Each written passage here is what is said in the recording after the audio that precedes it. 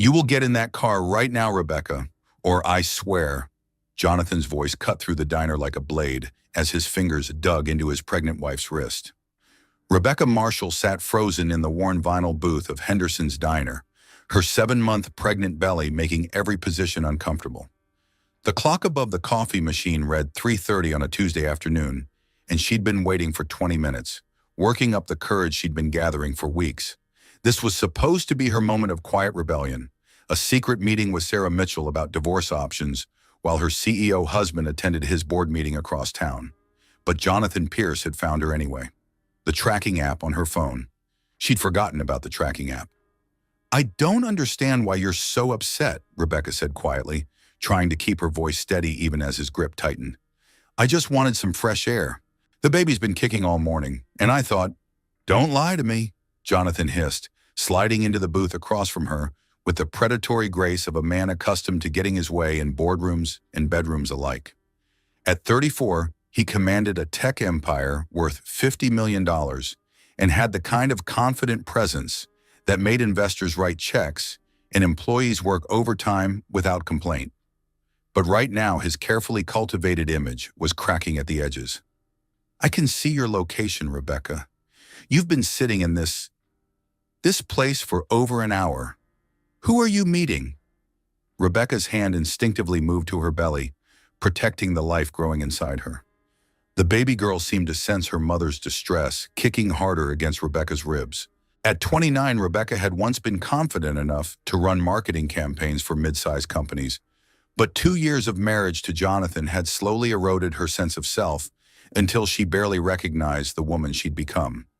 No one, she whispered. I'm not meeting anyone. Then why? Jonathan's voice dropped to that dangerous whisper she'd learned to fear. Did you turn off your phone for 37 minutes between 2:15 and 2:52? The diner around them buzzed with typical afternoon activity.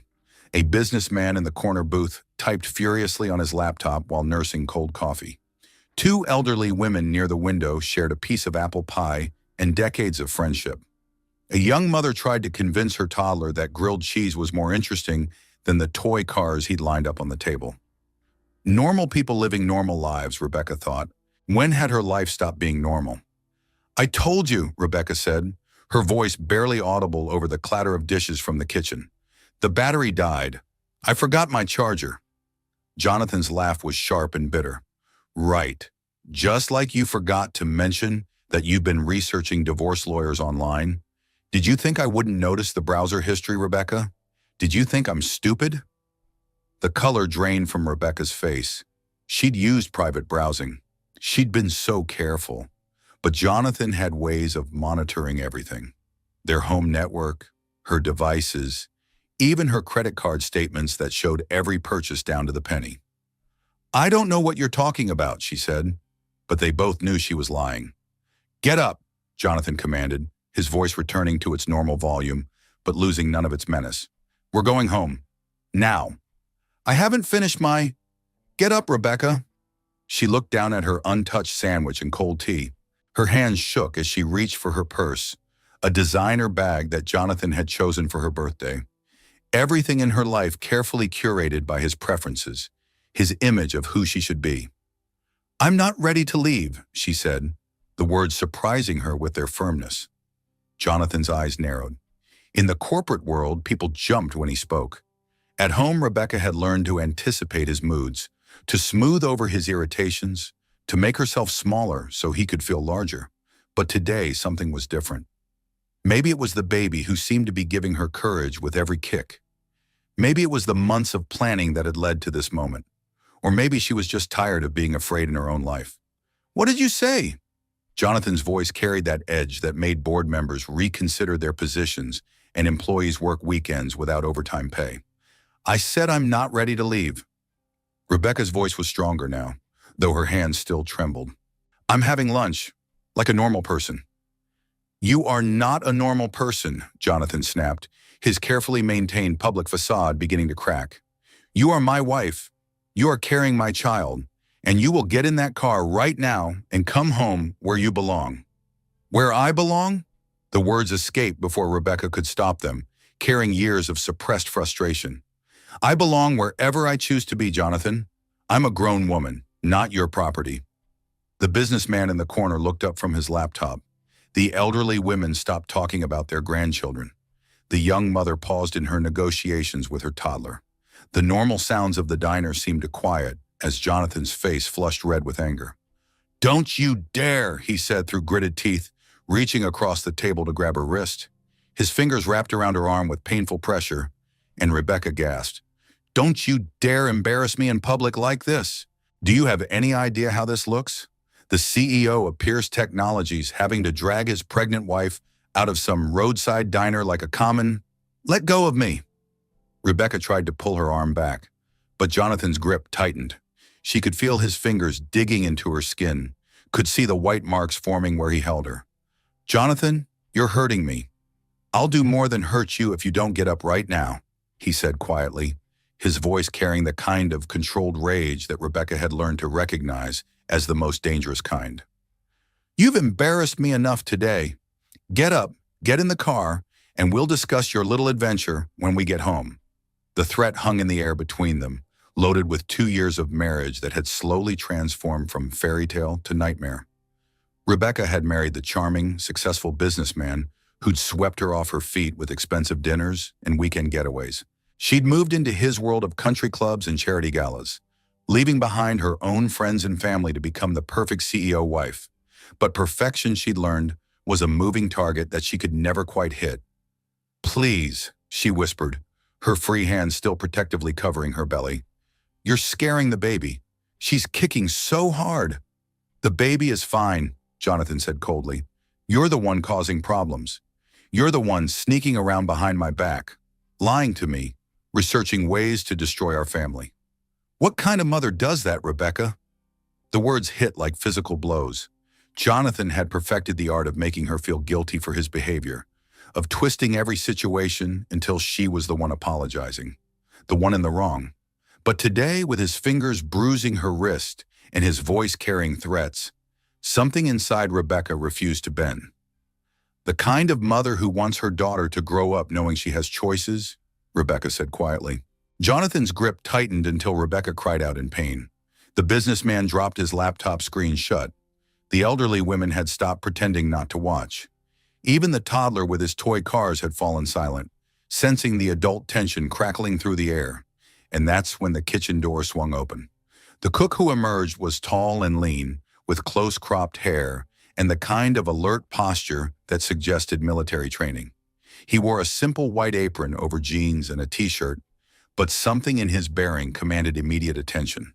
His eyes swept the diner with practiced efficiency, taking in the scene at Rebecca's booth with the kind of tactical assessment that missed nothing. Rebecca looked up at him, and her world shifted on its axis. "Mac?" she whispered, her voice barely audible. "Oh my God, Marcus." Colonel Marcus Thompson, her older brother who she hadn't seen in 2 years thanks to Jonathan's systematic isolation tactics, stood 3 feet away wearing a cook's apron and an expression that could have frozen hell itself. He took one look at Jonathan's hand wrapped around his pregnant sister's wrist, at the fear in Rebecca's eyes, at the tears she was trying so hard not to shed, and stepped forward with the quiet precision of a man trained to neutralize threats. "Afternoon, folks," Max said calmly, his voice carrying the kind of authority that came from leading soldiers through combat zones. "Everything all right over here?" Jonathan looked up at the interruption, his face flushed with irritation at being disturbed in what he clearly considered a private family matter. His grip on Rebecca's wrist didn't loosen. If anything, it tightened possessively as he sized up the man who dared to interfere. "Everything's fine," Jonathan said with the dismissive tone he typically used for service workers and subordinates. "Just a small disagreement between husband and wife. Nothing that concerns the kitchen staff." Mac's eyes never left Jonathan's face, but Rebecca could see him cataloging every detail with military precision. The bruising grip on her wrist, the defensive way she cradled her pregnant belly, the fear in her eyes that she was trying so hard to hide. 2 years of deployment in active combat zones had taught him to assess threats quickly and respond accordingly. "Rebecca?" Mac asked quietly, his voice gentle despite the steel underneath. "You okay, sis?" The endearment hit Jonathan like a physical blow. His carefully maintained image of control cracked as he realized this wasn't just some random diner employee who could be intimidated or dismissed. This was family. This was the brother Rebecca had talked about incessantly during their early dating days, the decorated Air Force colonel who'd been deployed overseas for most of their marriage. "You're Rebecca's brother," Jonathan said, his voice carrying a different quality now, calculating rather than dismissive. "The military one, Colonel Marcus Thompson," Mac replied evenly, "and you must be Jonathan." The two men studied each other across the booth, and Rebecca felt the tension in the air shift from domestic dispute to something far more dangerous. Jonathan might have $50 million in a corporate empire, but Mac had spent 15 years learning how to neutralize threats and protect people who couldn't protect themselves. "Well, Colonel," Jonathan said with forced congeniality, though his grip on Rebecca's wrist remained painful, "this is certainly a surprise. Rebecca didn't mention you were working here." "Lot of things Rebecca probably hasn't mentioned," Mac replied quietly. "Been a while since we had a proper conversation." Rebecca caught the subtle accusation in his tone and felt a flush of shame. Jonathan had masterfully isolated her from her family over the past 2 years, making her feel guilty for every phone call, every text message, every attempt at maintaining relationships outside their marriage. Gradually, she'd stopped reaching out rather than face the arguments and accusations that followed. "Yes, well," Jonathan said, trying to regain control of the situation. "Rebecca gets very busy with her responsibilities as my wife. Corporate life is demanding, and she has the baby to think about now."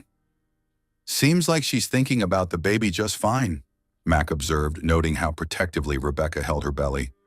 "Question is, why does she look scared of you?"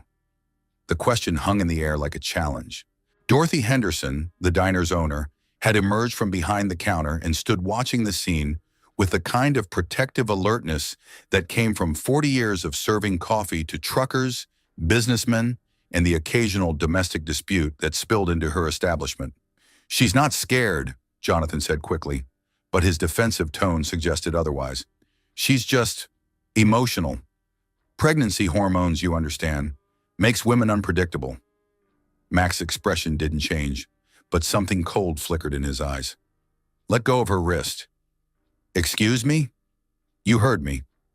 Mac's voice remained calm, but the authority underneath was unmistakable. "Take your hand off my sister." Jonathan's face flushed red with anger and embarrassment. Being challenged by a diner cook in front of an audience was exactly the kind of public humiliation that his ego couldn't tolerate. But this wasn't just any diner cook. This was a decorated military officer who clearly wasn't impressed by Jonathan's wealth or position. "I don't think you understand who you're talking to," Jonathan said, his voice carrying the kind of controlled rage that had made corporate rivals back down and employees work overtime without complaint. "I'm the CEO of Pierce Technologies. I'm worth more than everyone in this diner combined. And this is my wife we're discussing." "Don't care if you're worth $1 billion, Mac replied evenly. "Don't care if you own the whole state. What I care about is that you're hurting my sister, and I'm asking you nicely to stop." "Asking nicely?" Jonathan laughed, but there was no humor in it. "You think you can intimidate me? Some pathetic military washout working as a short-order cook? Do you have any idea what kind of lawyers I can afford? What kind of trouble I can make for you?" Mac took one step closer to the booth, close enough that his presence became impossible to ignore. At 35, he was lean and fit in the way that came from years of military discipline, and while he wasn't particularly tall or imposing, there was something in his bearing that suggested crossing him would be a serious mistake. "You're right," Mac said quietly. "I don't know what kind of lawyers you can afford, but I know what happens when someone hurts my family, and I know that your money won't help you if you don't let go of her wrist right now." Rebecca had never heard her brother use that tone before, calm and conversational on the surface, but carrying the kind of quiet certainty that came from years of making life-and-death decisions in combat zones. Jonathan must have heard it too, because his grip on her wrist finally loosened slightly. "This is ridiculous," Jonathan said, but his voice had lost some of its earlier confidence. "Rebecca, tell your brother that everything's fine. Tell him we're just having a conversation." Rebecca looked up at Mac, seeing him clearly for the first time in 2 years. He'd lost weight since his last deployment, and there were new lines around his eyes that spoke of experiences she couldn't imagine. But his expression as he looked at her was exactly the same as when they were children, and he'd positioned himself between her and the neighborhood bullies who thought picking on a younger girl was acceptable entertainment. "It's not fine," she said quietly, the words carrying 2 years of suppressed truth. "Nothing's been fine for a long time." Jonathan's face went white with shock and fury. In their private arguments, Rebecca always eventually backed down, always apologized, always found ways to make his behavior her fault. But here, in front of witnesses and her brother's protective presence, she was refusing to play the role he'd trained her to perform. "Rebecca," he said through gritted teeth, his grip tightening again until she gasped in pain. "Think very carefully about what you're saying. Think about what you're risking." Mac moved so quickly that Jonathan didn't have time to react. One moment he was threatening Rebecca with his words and his grip, and the next he was doubled over in the booth, his hand releasing her wrist as Mac applied pressure to a nerve point in his shoulder with surgical precision. "I asked nicely," Mac said conversationally, maintaining the pressure until Jonathan's face went pale with pain. "Now I'm going to ask once more, and this time I suggest you listen.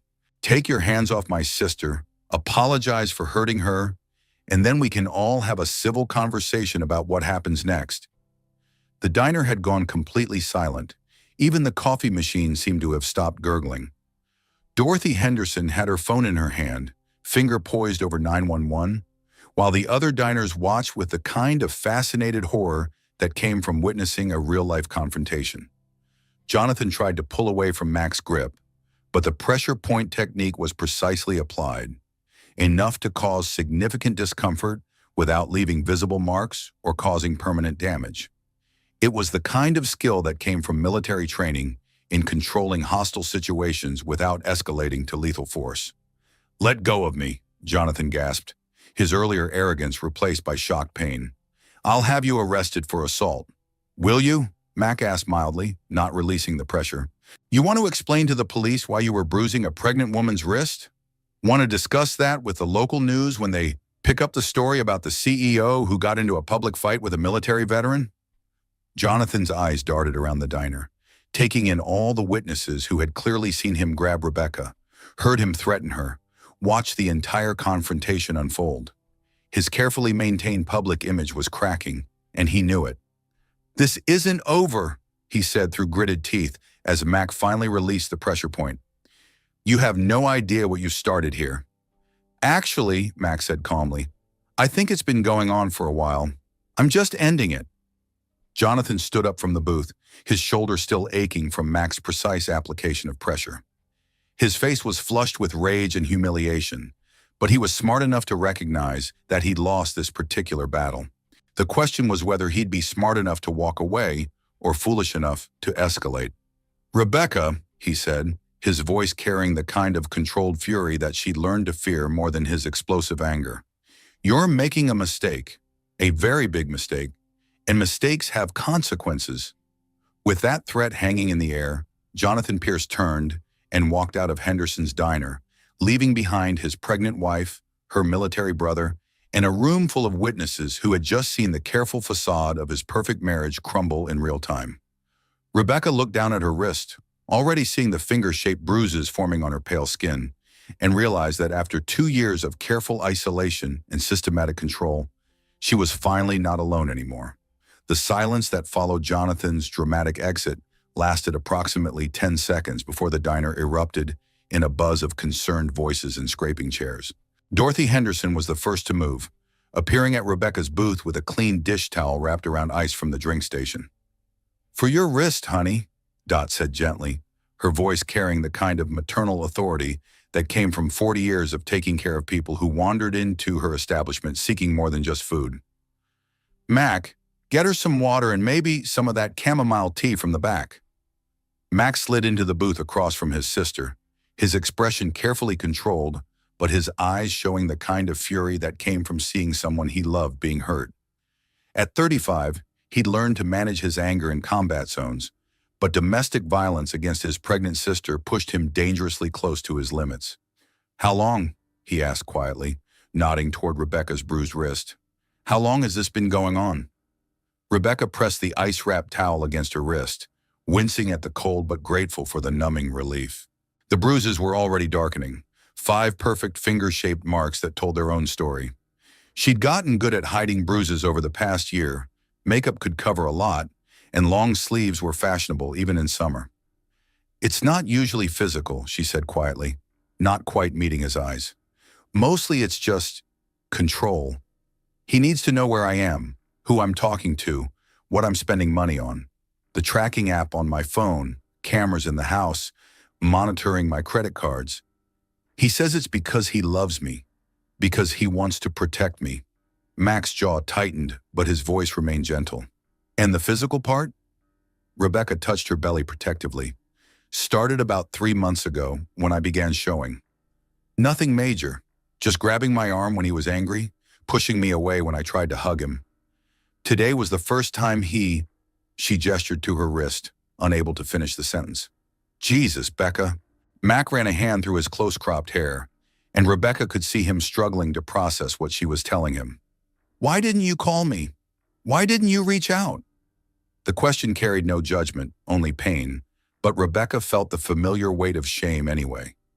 How could she explain that Jonathan had slowly, systematically convinced her that her family didn't really care about her?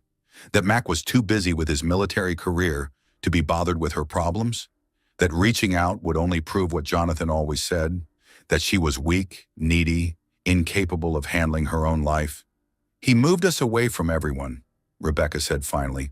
"Said it was for his career, but really it was to isolate me.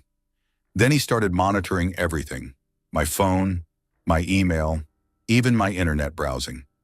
If I called you or mom and dad, he'd want to know what we talked about, why I needed to bother you with my problems. He made it seem like I was being selfish for wanting to maintain relationships outside our marriage." Mac's expression grew darker with each revelation, but he kept his voice calm and steady. Combat experience had taught him that survivors needed to feel safe before they could share the full truth, and he could see that Rebecca was still scared, not just of Jonathan, but of the consequences of finally speaking up. "You're not selfish," he said firmly, "and you're not bothering anyone by needing your family. That's what family is for." Dorothy returned with the chamomile tea and pulled a chair up to their booth, settling her solid frame with the kind of purposeful movement that suggested she had something important to say. "I've been watching that man for the past 20 minutes, Dot announced without preamble. "Been running this place for 38 years, and I've learned to recognize trouble when I see it. That husband of yours, he's trouble with a capital T." Rebecca looked up, surprised by the older woman's blunt assessment. "You were watching us?" "Honey, I was watching the parking lot," Dot corrected. "That man sat in his fancy car for nearly 20 minutes before he came in here. 20 minutes of just sitting and staring at this building like he was planning something. That's not the behavior of someone who just happened to find his wife at a diner." Mac leaned forward, his military training automatically focusing on tactical details. "He was surveilling the location before moving in?" "That's exactly what he was doing," Dot confirmed. "And another thing, I've got security cameras covering every angle of this place, including audio recording for the past 2 years, since that incident with the drunk truckers. Every word of that conversation is documented, including the threats and the part where he grabbed you." Rebecca's teacup rattled against the saucer as her hands began to shake. "You recorded everything?" "Everything," Dot said firmly. "And before you start worrying about privacy or consent, this is my establishment, and I have signs posted about security monitoring. That recording is completely legal, and it clearly shows a pattern of threatening behavior culminating in physical assault." Mac exchanged a meaningful look with Dorothy. In his experience, domestic abusers relied on isolation and the absence of witnesses to maintain control over their victims. Having independent documentation of Jonathan's behavior would be crucial if Rebecca decided to take legal action. "There's something else," Dot continued, pulling her phone from her apron pocket. "I started recording on this the minute I heard him raise his voice. Old habit from dealing with difficult customers. Sometimes you need proof of what really happened." She showed them the phone's recording app, displaying a file that was nearly 15 minutes long. The timestamp showed it had started just after Jonathan's voice had cut through the diner like a blade, demanding that Rebecca get in the car. "You recorded the whole thing?" Rebecca asked, her voice barely above a whisper. including the part where he threatened you with consequences for embarrassing him, Dot confirmed. Also got the physical assault on camera and audio. That man just handed us everything we'd need to get you a restraining order and press criminal charges if you want to pursue that option. Rebecca stared at the phone, processing the implications. For 2 years, Jonathan's abuse had happened in private, behind closed doors where there were no witnesses and no proof. It had been his word against hers, and his word carried the weight of $50 million and a flawless public reputation. But now there was evidence, independent, objective proof of his threats and violence. "I don't know if I can," Rebecca said quietly, one hand instinctively moving to her belly. "He has so much money, so many lawyers. He could destroy me in court. And the baby, what if he tries to take the baby?" Mac reached across the table and covered her free hand with his. His palm was warm and calloused from years of military service, but his touch was gentle and reassuring. "Becca, listen to me," he said seriously. "I know you're scared. I know this feels overwhelming, but you don't have to face this alone anymore. I'm here, Dot's here, and we're not going anywhere." "But your deployment," Rebecca started. "Is over," Mac interrupted. "I've been back stateside for 6 months, working here while I figure out what comes next. PTSD doesn't exactly make for smooth transitions back to civilian life, but helping people seems to be good therapy for me." Rebecca looked at her brother with new understanding. She'd been so focused on her own isolation that she hadn't considered that Mac might be dealing with his own struggles after returning from combat deployment. The idea that he'd been working at the diner as part of his own healing process, only to find himself protecting her in a moment of crisis, felt like more than coincidence. "Why didn't you tell me you were back?" she asked.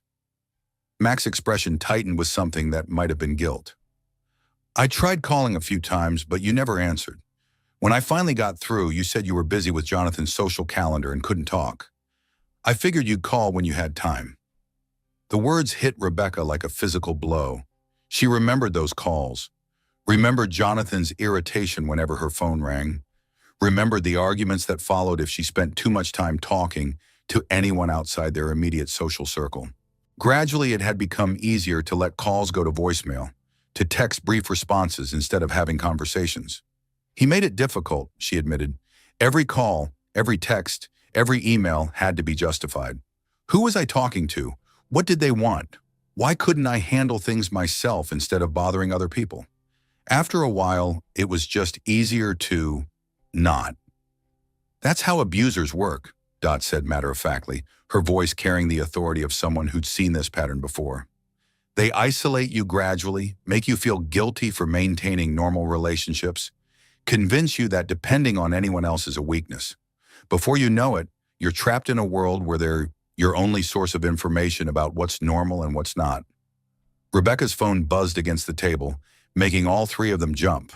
The screen displayed Jonathan's name and a text message preview that made Mac's expression turn dangerous. "You'll regret embarrassing me like that," the message read.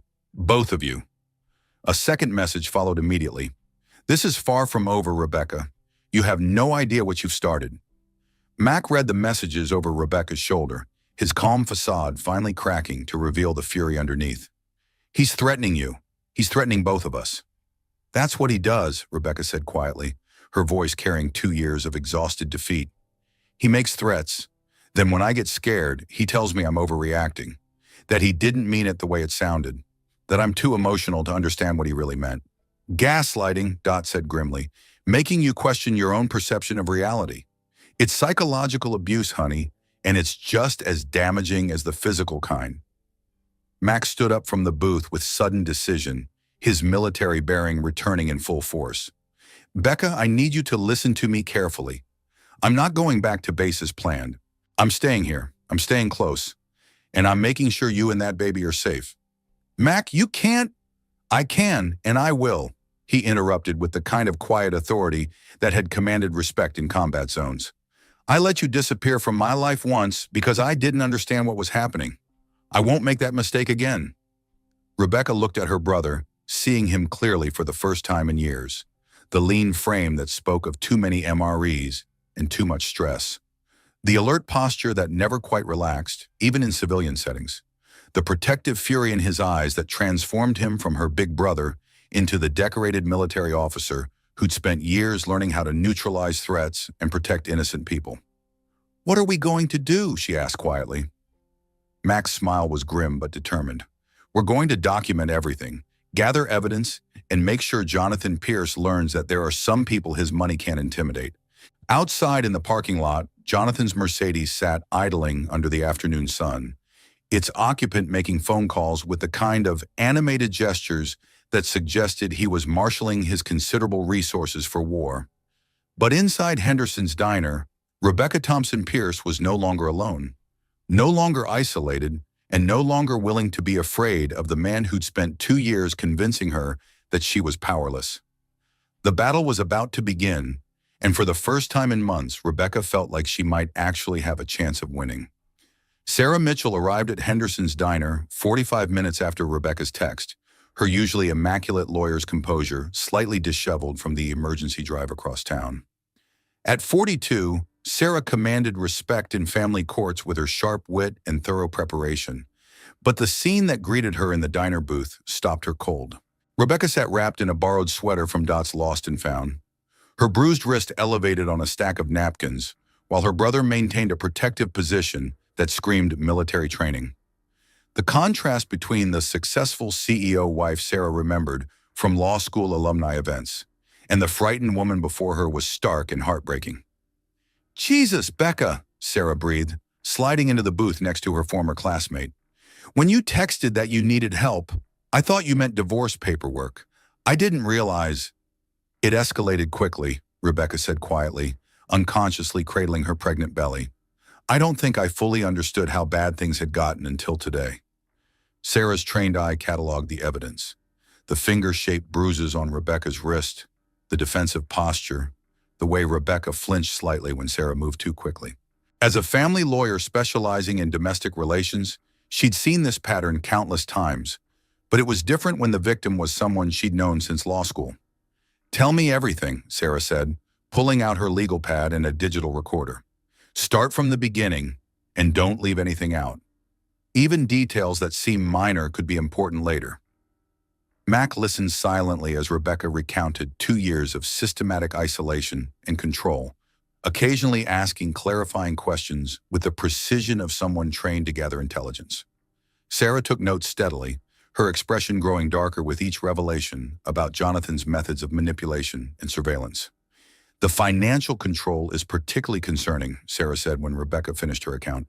"Freezing access to joint accounts, monitoring every purchase, requiring permission for basic expenses. That's economic abuse, and it's a recognized form of domestic violence in this state." "Adorhanam. But he always said it was because he loved me," Rebecca said, the words carrying the exhausted confusion of someone whose reality had been systematically distorted. "That he wanted to take care of me so I wouldn't have to worry about money or decisions. That managing finances was too stressful for someone in my condition." "That's manipulation," Sarah said firmly. "Love doesn't involve controlling someone's access to basic necessities or monitoring their every movement. What you're describing is a textbook case of coercive control." Mac's phone buzzed with an incoming call from an unfamiliar number. He glanced at Rebecca before answering, his voice cautious but professional. "Colonel Thompson." The voice on the other end was crisp and efficient, belonging to someone accustomed to military protocol.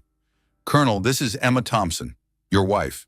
I've been trying to reach you for the past hour." Mac's expression softened slightly. "Emma, I'm sorry. I'm dealing with a family emergency. Rebecca's in trouble with that husband of hers," Emma interrupted. "Yes, I figured that out when you didn't come home and didn't answer your phone." "Where are you?" "Henderson's Diner on Route 9. "Emma, it's complicated." "I'm 20 minutes away," Emma said without hesitation. "And Mac? I'm bringing the emergency kit." Mac ended the call and looked at Rebecca with something approaching optimism for the first time since the confrontation began. "Emma's coming. She's a licensed counselor who specializes in military family services, and she's been worried about you for months based on the things I've told her about your situation." "You talked to your wife about me?" Rebecca asked, uncertain whether to feel grateful or embarrassed. "I talked to my wife about my sister, who disappeared from my life, and whose husband seemed to discourage any contact with her family." Mac clarified. Emma has a lot of experience with domestic situations, both in military families and civilian cases.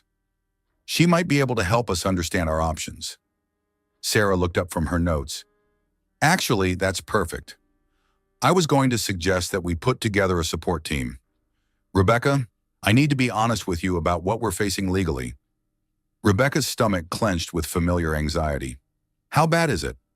Jonathan has significant financial resources and will likely hire the best lawyers money can buy, Sarah said without sugarcoating the reality. He'll try to portray you as an unstable wife who's been influenced by outside forces to make false accusations. The fact that your brother is military might actually work against us initially. He could claim that Mac's combat experience makes him violent and that he's a bad influence. Mac's jaw tightened. So we're fighting an uphill battle from the start. Not necessarily, Sarah said, her voice taking on the confident tone that had made her successful in family court. We have several advantages that Jonathan might not expect. First, we have independent documentation of his threats and physical assault thanks to Dot's recordings. Second, we have witnesses to his behavior. Third, and this is important, I know Jonathan from law school. Rebecca looked up with interest. You know him? We were study partners for constitutional law, Sarah said, her expression grim. Even then, he had control issues. He had to be in charge of every group project, had to have the final say on every decision. I watched him systematically undermine a brilliant classmate named Jennifer Walsh because she challenged his interpretation of a case. What happened to Jennifer? Mac asked. She transferred to another law school after Jonathan spread rumors about her mental stability and academic integrity. Looking back now with professional experience, I can see the pattern. Jonathan has always been someone who needs to win, even if it means destroying other people. Dorothy returned to their table with fresh coffee and the kind of determined expression that suggested she had something important to contribute. I've been thinking about this situation, she announced, settling her solid frame in the remaining chair. And I think you folks might be underestimating what you're dealing with here. What do you mean? Rebecca asked. I mean that man has been planning this confrontation for longer than you might think, Dot said seriously. 20 minutes of surveillance before coming in here suggests he was gathering intelligence, assessing the situation. That's not the behavior of someone acting on impulse. Mac nodded grimly. She's right. In my experience, that level of pre-planning suggests he's been preparing for the possibility that Rebecca might try to leave or seek help, which means he probably has countermeasures ready. Countermeasures? Rebecca's voice was barely a whisper. Sarah reached across the table and squeezed her hand reassuringly. It means we need to assume he's going to fight dirty, but it also means we need to be smarter and more prepared than he expects us to be. Emma Thompson arrived 15 minutes later, looking every inch the capable military spouse who'd learned to handle crises with efficiency and grace. At 32, she had the kind of practical competence that came from managing family emergencies while her husband was deployed, and she immediately took charge of the situation with the kind of quiet authority that complemented Mac's protective instincts. Rebecca, Emma said warmly, sliding into the booth next to her sister-in-law. I'm so glad you're safe. Mac has been worried about you for months. Rebecca found herself unexpectedly emotional at Emma's genuine concern. Jonathan had convinced her that Mac's wife probably resented her for taking up her husband's attention, but Emma's presence felt nothing but supportive and protective. I'm sorry, Rebecca said, her voice thick with tears she'd been holding back all afternoon. I'm sorry I disappeared from your lives. I'm sorry I didn't call when things got bad. I'm sorry. Stop, Emma said firmly but kindly. You have nothing to apologize for. Isolation is one of the primary tools abusers use to maintain control. The fact that you're here now, that you're ready to fight back, that takes incredible courage. Sarah looked up from her legal pad. Emma, what's your professional assessment of Rebecca's situation? Emma's expression grew serious as she studied Rebecca's posture, the protective way she held her belly, the bruises on her wrist. Classic pattern of coercive control escalating to physical violence. The pregnancy is likely a trigger factor. Many abusers escalate during pregnancy because they see it as ultimate proof of their control over their victim. So what do we do? Mac asked. Emma opened the bag she'd brought and pulled out a thick folder. We document everything. We build a case, and we make sure Rebecca and the baby are safe while we do it. I brought emergency housing information, legal resource contacts, and documentation templates for domestic violence cases. Rebecca stared at the folder, overwhelmed by the reality of what they were proposing. This is really happening, isn't it? I'm really going to leave him. Only if that's what you want, Sarah said gently. But Rebecca, I need you to understand something. After today's incident, after the threats and the physical assault, this situation is likely to escalate whether you leave or stay. The question is whether you want to face that escalation with support and legal protection or alone and vulnerable. Before Rebecca could answer, her phone buzzed with another message from Jonathan. This one was different from the threatening texts. It was calculated and manipulative, designed to make her feel guilty and afraid. I'm sorry for losing my temper today, the message read. I was worried about you and the baby. Can we please talk? I love you and I want to work this out. Don't let other people destroy our marriage. Mac read the message over her shoulder and made a sound of disgust. Textbook abuser response. Apologize, minimize the violence, blame outside influences, and make promises about change. The next message will probably threaten consequences if she doesn't respond, Emma added. It's a predictable cycle. Violence, remorse, honeymoon period, then escalating tension leading back to violence. Rebecca's phone buzzed again, proving Emma's prediction correct. If you don't come home tonight, I'll have to assume you're not acting in the baby's best interests. I have lawyers who can help me protect our child from this situation. The threat was clear. Comply or face a custody battle. Sarah read the message and made notes in her legal pad. He's establishing a paper trail to support claims that you're an unfit mother. These texts could actually help our case by showing his pattern of threats and manipulation. But what if he's right? Rebecca asked quietly. What if I am being selfish? What if leaving is bad for the baby? The question hung in the air, loaded with 2 years of systematic psychological manipulation designed to make Rebecca doubt her own judgment and instincts. Emma leaned forward and spoke with the kind of quiet authority that came from years of counseling military families in crisis. Rebecca, answer me honestly. When you think about your daughter growing up, do you want her to believe that love looks like being controlled, monitored, threatened, and hurt? Rebecca's hand moved instinctively to her belly, protecting the life growing inside her. No, never. Then you have your answer, Emma said simply. Breaking the cycle of abuse isn't selfish. It's the most important thing you can do for your daughter. Max stood up from the booth with sudden decision. Becca, I want you to stay with Emma and me tonight. We have a spare room, and our base housing has security that even Jonathan's money can't circumvent. Mac, I can't ask you to.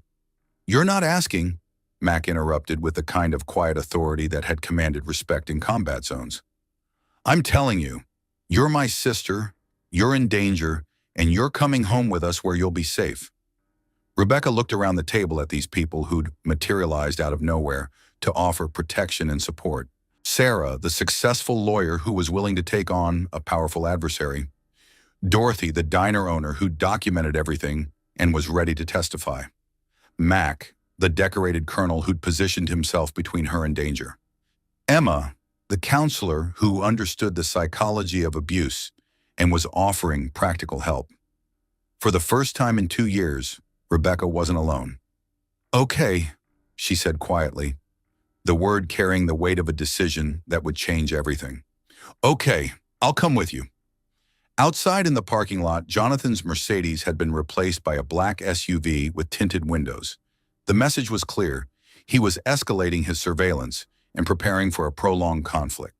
But inside Henderson's diner, Rebecca Thompson Pierce was surrounded by people who understood that some battles were worth fighting, and that family meant showing up when someone needed you most, regardless of the cost or consequences.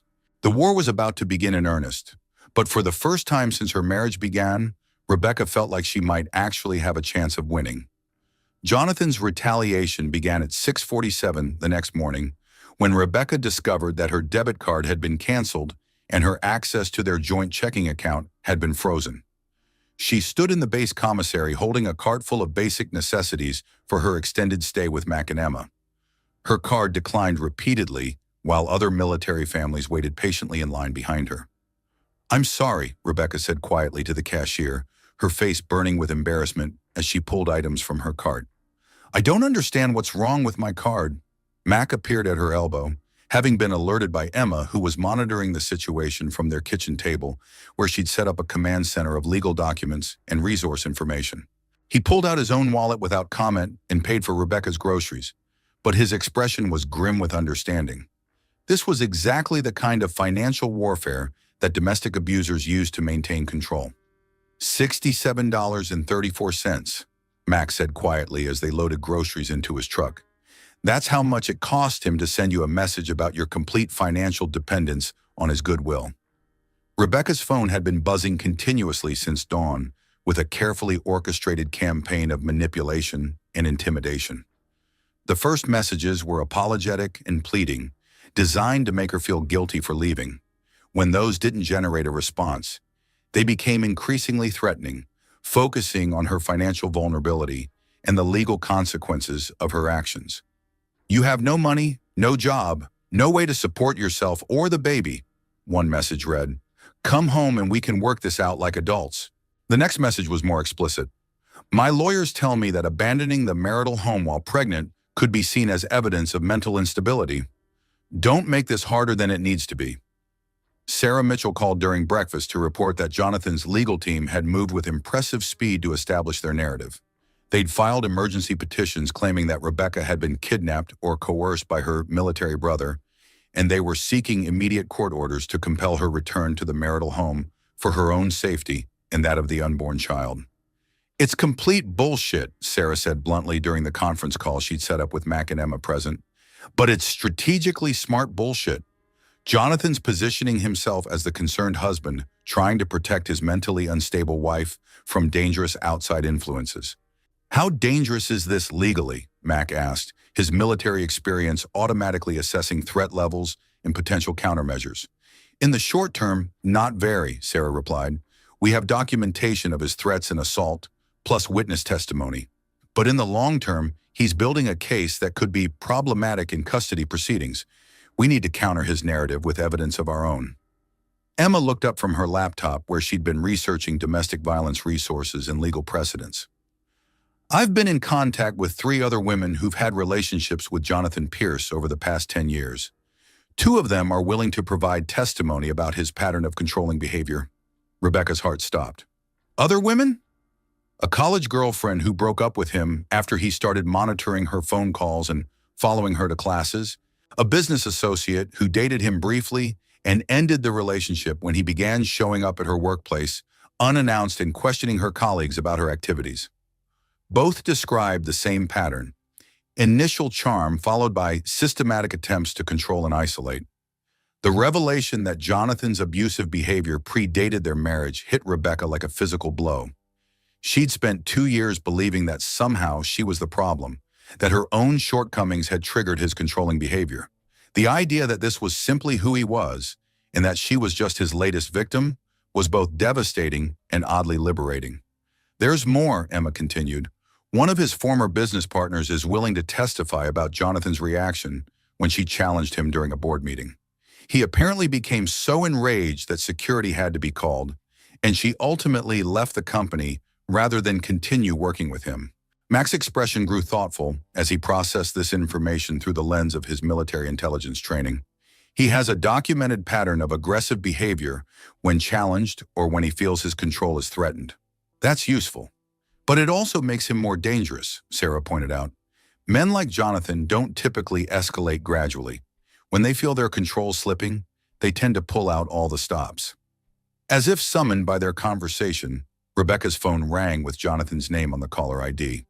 Mac reached for it, but Rebecca shook her head and answered the call herself, putting it on speaker so the others could hear. "Rebecca, thank God." Jonathan's voice carried perfectly calibrated relief and concern. "I've been worried sick about you. Are you okay? Is the baby okay?" "We're fine, Jonathan," Rebecca said quietly, her voice steadier than she expected it to be. "I need some time to think." "Think about what?" Jonathan's tone shifted slightly, becoming more controlling. "Think about destroying our marriage? Think about keeping my child away from me?" "Rebecca, this is insane. You're 7 months pregnant. You have no job, no money, no way to take care of yourself. You need to come home." "I don't need anything from you," Rebecca said, the words carrying a strength that surprised even her.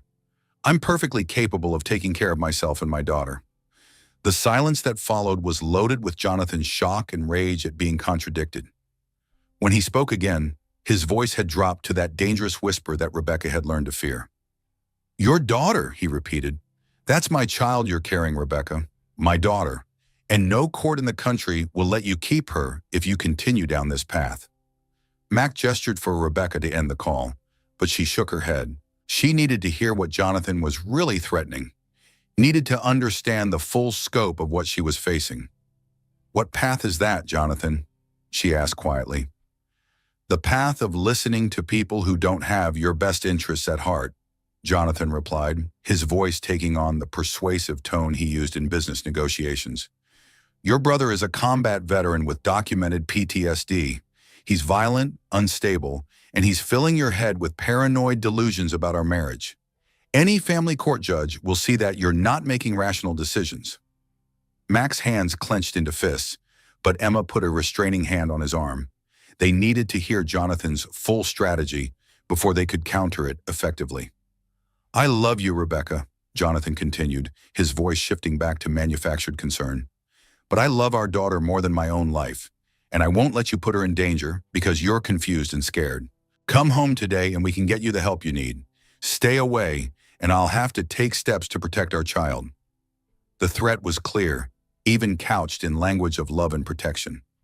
Rebecca looked around the table at Mac's furious expression, Emma's professional assessment, and felt something inside her shift and crystallize. "Jonathan," she said quietly, "the only person our daughter needs protection from is you." She ended the call before he could respond, then immediately turned off the phone and handed it to Mac. Her hands were shaking, but her voice was steady when she spoke. "He's going to try to have me declared mentally incompetent, isn't he? He's going to claim I'm an unfit mother and try to take the baby." Sarah's expression was grim but determined. "Probably. But Rebecca, we're not going to let that happen." "Emma, how quickly can you get those other women to provide written statements about Jonathan's behavior?" "I can have preliminary statements by this afternoon," Emma replied. "And I'm working on getting one more witness, Jonathan's former housekeeper who worked for him during his relationship with the business associate. She apparently witnessed several incidents of controlling and threatening behavior." Max stood up from the table with the kind of decisive movement that suggested he'd reached a tactical decision. "Becca, I want you to pack a bag, not just for a few days. Pack everything you might need for an extended stay." "Extended stay?" Rebecca asked. "We're going back to the house while Jonathan's at work to get your important documents, personal items, and anything else you might need," Mac explained. "If this is going to be a prolonged legal battle, you need to have access to your own belongings and documentation." Sarah looked up from her legal pad. "Actually, that's a good idea. We'll need copies of financial records, medical documents, anything that shows the pattern of control. Plus, if there are hidden cameras or monitoring devices, we might be able to document them." Emma's expression was thoughtful. "Rebecca, when you were living there, did you ever feel like Jonathan knew things about your activities that you hadn't told him? Phone calls you'd made, websites you'd visited, people you'd talked to?" Rebecca nodded, remembering countless incidents where Jonathan had referenced conversations or activities that she couldn't remember mentioning to him. "All the time. I thought I was just forgetting what I told him.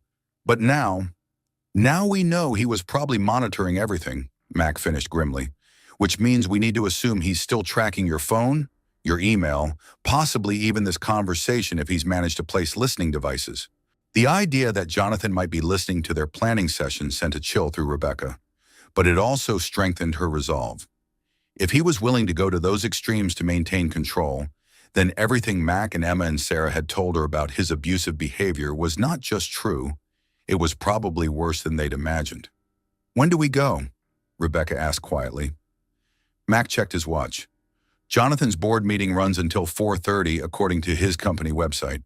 If we leave now, we'll have about 3 hours to document everything and get out safely." As they prepared to leave, Rebecca caught sight of herself in Emma's hallway mirror and barely recognized the woman looking back at her. The designer clothes and carefully styled appearance that Jonathan had insisted on were gone, replaced by borrowed jeans and one of Emma's comfortable sweaters. But more than her appearance had changed, there was something different in her eyes, a strength and determination that she hadn't seen in years. She was no longer the isolated, frightened woman who'd sat in Henderson's diner yesterday afternoon. She was Rebecca Thompson, raised by parents who'd taught her that some things were worth fighting for, supported by a brother who'd learned in combat zones that protecting innocent people was the highest calling. Married to a man who was about to discover that money and power weren't always enough to win every battle. The war for her daughter's future was about to escalate, but Rebecca was no longer fighting it alone. Rebecca went into early labor at 2:37 in the morning, jolted awake by contractions that felt different from the practice contractions she'd been experiencing for weeks. Emma, sleeping in the guest room next door, heard her cry out and appeared immediately with the calm efficiency of someone trained to handle medical emergencies. "How far apart?" Emma asked, timing the contractions while Mac called Dr. Crawford's emergency line. "Every 3 minutes," Rebecca gasped, her hand protectively covering her belly. "But it's too early. She's not due for another 6 weeks." The drive to the hospital was a blur of pain and fear, with Mac navigating traffic while Emma sat in the back seat monitoring Rebecca's condition and providing steady reassurance. The emergency room staff moved quickly, recognizing the signs of premature labor, complicated by what Dr. Crawford would later document as extreme maternal distress consistent with domestic violence trauma. "We need to stop these contractions," Dr. Crawford explained as they prepared to administer medications to halt the premature labor. "The baby's lungs aren't fully developed yet, and every day she stays inside is crucial for her development." Rebecca nodded through another contraction, focusing on the medical equipment surrounding her bed rather than the fear that threatened to overwhelm her. This was exactly what Jonathan had predicted would happen, that her decision to leave would endanger the baby, that her actions would prove she was an unfit mother. "This is my fault," she whispered to Emma, who was holding her hand during the medical procedures. "If I hadn't left, if I hadn't caused all this stress—" "Stop right there," Dr. Crawford interrupted firmly. "Rebecca, I've been your doctor for 6 months, and I've been documenting concerning signs throughout your pregnancy. Elevated blood pressure, chronic stress indicators, unexplained bruising, weight loss despite being pregnant. This labor isn't caused by leaving an abusive situation. It's caused by the chronic stress of living in one." The words hit Rebecca with unexpected force. Dr. Crawford had been seeing the signs of abuse all along and had been carefully documenting them in her medical records. The early labor wasn't evidence of Rebecca's failure as a mother. It was evidence of the systematic damage that Jonathan's abuse had inflicted on both her and their unborn child. Max sat in the uncomfortable hospital chair next to Rebecca's bed, his military training automatically cataloging security concerns and potential threats. The hospital staff had been briefed about the domestic violence situation and had placed Rebecca in a room with restricted access. But Mac knew that Jonathan's wealth and influence could overcome many institutional safeguards. His concerns proved justified when Jonathan arrived at the hospital barely an hour after they'd been admitted, accompanied by 2 men in expensive suits who carried themselves with the confident arrogance of lawyers who were accustomed to getting their way through intimidation and legal threats. "Where is my wife?" Jonathan demanded at the nurse's station, his voice carrying the kind of authority that usually made people comply immediately. "I'm Jonathan Pierce, and my wife Rebecca is in premature labor. I demand to see her immediately." The head nurse, a veteran of 30 years who dealt with every kind of family crisis imaginable, looked at Jonathan with the kind of professional politeness that carried no warmth whatsoever. "Sir, your wife is in a secure unit receiving medical care. She's conscious and able to make her own decisions about visitors." "She's 7 months pregnant and in labor," one of Jonathan's lawyers interjected. "She's not in a condition to make rational decisions. Her husband has legal rights as next of kin and father of the child." Mac appeared in the hallway at that moment, and the temperature in the corridor seemed to drop several degrees as the 2 men faced each other across the sterile institutional space. Jonathan's perfectly tailored appearance and expensive legal backup contrasted sharply with Mac's casual clothes and calm, alert bearing. "Colonel Thompson," Jonathan said with forced civility. I'm glad you're here. Perhaps you can explain to the hospital staff that my wife needs her husband during this medical crisis. Your wife, Mac replied quietly, has made it very clear that she doesn't want to see you. The hospital staff is simply respecting her wishes. Jonathan's facade of control cracked slightly, revealing the rage underneath. She's in premature labor because of the stress you've caused her. Your interference in our marriage has endangered my child, and I'll make sure everyone knows it. Dr. Crawford emerged from Rebecca's room at that moment, and her expression when she saw Jonathan was professionally cool but loaded with disapproval. At 51, she delivered thousands of babies and had learned to recognize the signs of domestic violence with disturbing frequency. Mr. Pierce, she said formally, your wife is stable, and we've successfully stopped the premature labor for now. However, she needs complete bed rest and minimal stress to prevent future episodes. Then you understand why she needs to come home where I can properly care for her, Jonathan said, his voice taking on the persuasive tone that had built his business empire. This military base housing situation is clearly not appropriate for a high-risk pregnancy. Actually, Doctor, Crawford replied with the kind of quiet authority that came from years of medical practice. What I understand is that your wife's medical condition has dramatically improved since she left your home. Her blood pressure is lower than it's been in months. Her stress indicators are normalized, and she's finally getting proper nutrition and sleep. The words hit Jonathan like a slap, and Mac could see him struggling to maintain his carefully constructed image in front of the hospital staff and his legal team. The implication that Rebecca's health had improved dramatically after leaving him was a direct challenge to his narrative of being the concerned husband protecting his unstable wife. I want to see her, Jonathan said, abandoning persuasion for direct demand. I have rights as her husband and the father of this child. You have the right to request a visit, Dr. Crawford corrected. She has the right to refuse. And given the documented history of domestic violence and the current restraining order, the hospital's policy is to defer to the patient's wishes in these situations. Jonathan's face flushed red with rage and humiliation. Being denied access by medical staff in front of witnesses was exactly the kind of public rejection that his ego couldn't tolerate. Mac could see him calculating his options, and none of them were good for anyone involved. This isn't over, Jonathan said quietly, his voice carrying the kind of controlled fury that Rebecca had learned to fear. I'll be back with court orders if necessary. That's my child she's carrying, and no one has the right to keep me away from my own family. After Jonathan and his legal team left, Mac returned to Rebecca's room to find her connected to monitoring equipment that tracked both her vital signs and the baby's heartbeat. The steady electronic sounds were reassuring, but Rebecca's expression was filled with guilt and fear. He's right, isn't he? She said quietly. This happened because I left him. The stress of all this fighting caused the early labor. Dr. Crawford pulled up a chair next to Rebecca's bed, her expression serious but kind. Rebecca, I'm going to tell you something that I probably should have said months ago, but I was hoping you'd reach out for help on your own.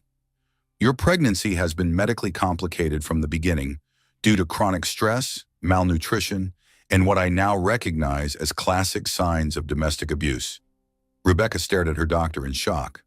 You knew? I suspected, Dr. Crawford admitted. The weight loss during pregnancy, the elevated blood pressure, the way you flinched when I examined areas where you had bruising. But suspecting abuse and proving it are two different things, and many women aren't ready to acknowledge what's happening until they're ready to take action. Mac leaned forward in his chair. So Rebecca leaving didn't cause this medical crisis? Rebecca leaving probably prevented a much worse medical crisis, Dr. Crawford said firmly. Chronic stress during pregnancy can cause premature labor, low birth weight, developmental delays, and a host of other complications. The fact that we were able to stop this episode and that both mother and baby are now stable is actually remarkable given what she's been enduring. The relief that flooded through Rebecca was overwhelming, and she finally allowed herself to cry, not from fear or guilt, but from the release of 2 years of believing that everything was her fault. Dr. Crawford squeezed her hand gently and continued, Rebecca, I'm going to be documenting everything in your medical records. The improvement in your condition since leaving the abusive situation, the physical evidence of domestic violence, the correlation between your stress levels and your pregnancy complications. If this goes to court, you'll have medical testimony that leaving was not only the right decision, it was medically necessary to protect both you and your daughter. Emma appeared in the doorway with coffee and the kind of practical updates that kept complicated situations manageable. Sarah's filing an emergency motion to modify the restraining order to include hospital visits.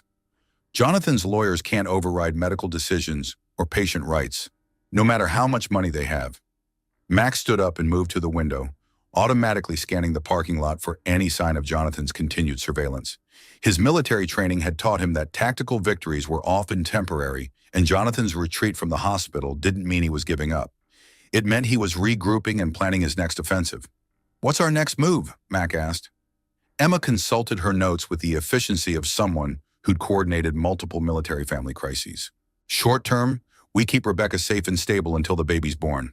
Long term, we build the strongest possible case for permanent custody and protection orders. Dr. Crawford's medical documentation will be crucial, but we also need to be prepared for Jonathan to escalate his efforts." As if summoned by their conversation, Rebecca's new secure phone, a device that Jonathan couldn't track or monitor, buzzed with a text message from Sarah Mitchell. The message was brief but ominous. "Jonathan's team just filed emergency custody motions, claiming Rebecca is mentally unstable and the military family is holding her against her will. Court hearing scheduled for tomorrow morning." Rebecca read the message and felt the familiar fear beginning to rise in her chest. But this time, instead of the isolated terror that had characterized the past 2 years, she was surrounded by people who understood that this was exactly the kind of legal warfare that abusers use to maintain control over their victims. "Tomorrow morning," she said quietly, looking around at Mac's determined expression, Emma's professional competence, and Dr. Crawford's medical authority. "He's really going to try to have me declared incompetent. And we're really going to stop him," Mac replied with the kind of quiet certainty that had sustained him through combat zones and was now focused on protecting his sister and niece. The battle was moving to the courtroom, but for the first time since this war began, Rebecca felt like she had the weapons and allies she needed to fight back effectively. Outside in the hospital parking lot, Jonathan sat in his Mercedes making phone calls with the animated gestures of someone marshaling considerable resources for a decisive campaign. But inside Rebecca's hospital room, the woman he'd spent 2 years systematically breaking was discovering that she was much stronger than either of them had realized. The courtroom battle Rebecca faced required more than legal arguments and medical testimony. It needed intelligence about Jonathan's history, his methods, and his vulnerabilities. Mac applied the same systematic approach to gathering information that had served him in military intelligence, while Emma used her counseling networks to reach women who'd experienced similar situations. Their breakthrough came from an unexpected source. Catherine Pierce, Jonathan's 62-year-old mother, who arrived at the hospital unannounced on Thursday morning carrying flowers and wearing an expression of determined guilt. "I need to speak with Rebecca," Catherine told Mac, her voice carrying the kind of refined authority that came from decades of high society charity work and corporate wife duties. "I need to apologize for my son's behavior, and I need to help stop him." Mac's initial instinct was protective.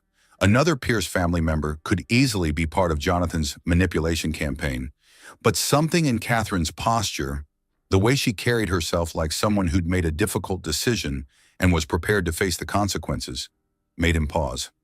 "Mrs. Pierce," Max said carefully, "Rebecca is in a secure unit due to the restraining order against your son.